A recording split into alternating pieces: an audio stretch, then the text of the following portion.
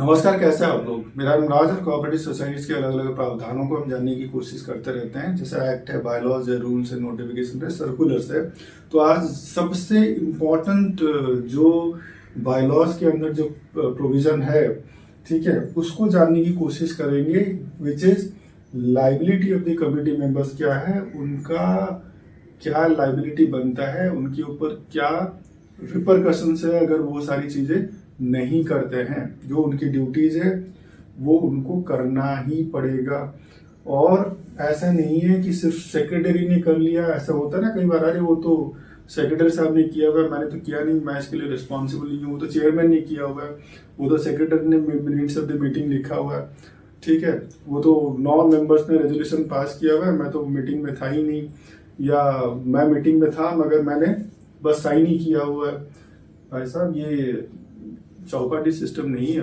कोई भी आ रहा है, कोई भी जा रहा है, जब आप वहां पे प्रेजेंट हो, जब आपने सिग्नेचर किया हुआ है, जब चीजें फॉर्मली एग्जीक्यूट हो रहा है, तो आपकी लाइबिलिटी भी सेट हो रही है।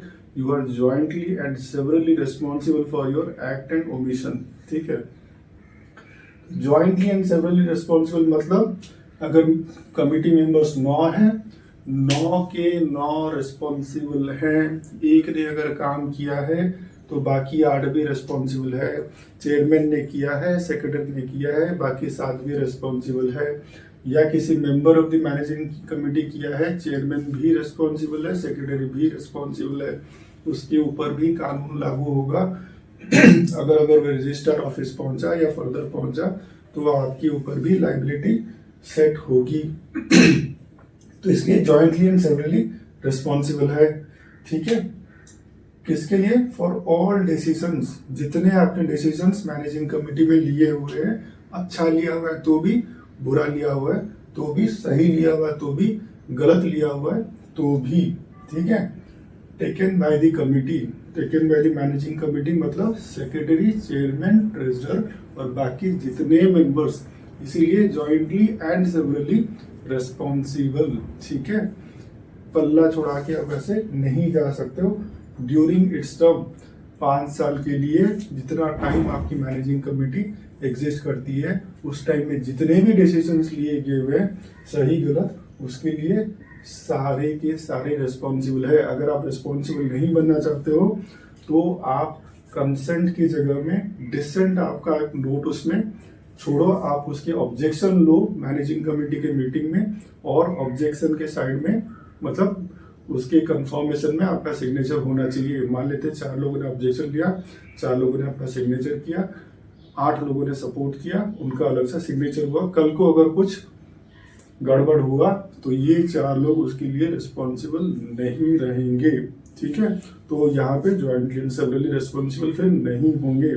आंख बंद की और देखिए सिग्नेचर करके आगे जो बाकी के 8 वेस्टेड इंटरेस्ट लोगों ने पास किया है, तो आप भी उन्हीं के लाइन में लगोगे जब रजिस्टर ऑफिस जाना पड़ेगा या ऊपर जाना पड़ेगा, आपके ऊपर जब चार्जेस सेट होंगे।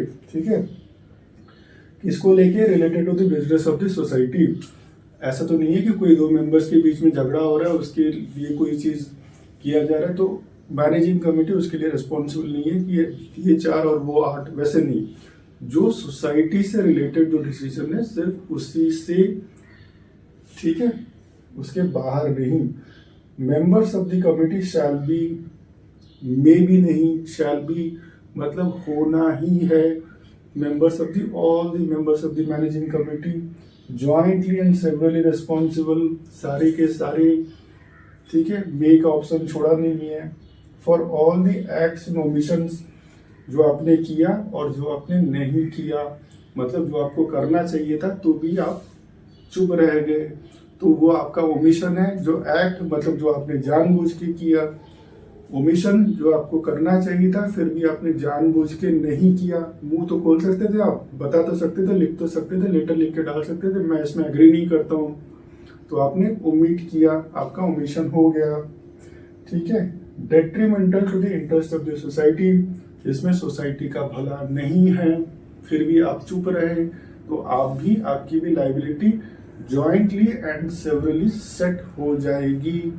तो जहां पे आप एग्री नहीं करते हो मैनेजिंग कमेटी के मीटिंग्स में, किसी एजेंडा में, आपको मुंह खोल के बोलना है, रिकॉर्ड पे उसको लेना है, आपके सिग्नेचर उसी के लिए करना है, तो आप फ्री हो जाओगे। ठीक है, तो ऐसे ही कोऑपरेटिव सोसाइटीज के अलग अलग प्रावधानों को, एक्ट, बायलॉज एंड रूल्स के जानने के लिए आप साथ में जुड़े रहिए। आप सबका बहुत सारा धन्यवाद।